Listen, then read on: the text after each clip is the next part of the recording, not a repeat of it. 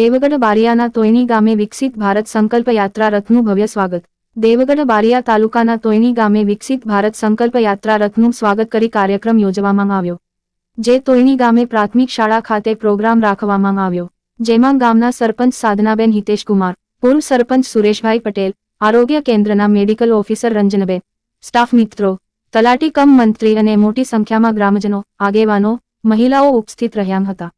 આ પ્રસંગે પોષણ યોજના, પીએમ કિસાન આવાસ યોજના ગ્રામીણ સમજ આપવામાં આવી અને ગામના સરપંચ સાધનાબેન પટેલ દ્વારા આયુષ્યમાન કાર્ડ, રેશન કાર્ડ લાભાર્થીઓને તેમને મળેલા લાભો અંતર્ગત સમજ આપવામાં આવી હતી। આ પ્રસંગે ઉપસ્થિત સૌ નાગરિકોએ વિકસિત ભારત સંકલ્પ યાત્રામાં સહભાગી થવા તેમજ વિકસિત ભારતના સ્વપ્નને સાકાર કરવામાં પોતાની ભાગીદારી નોંધાવવાનો સંકલ્પ પણ લીધો હતો।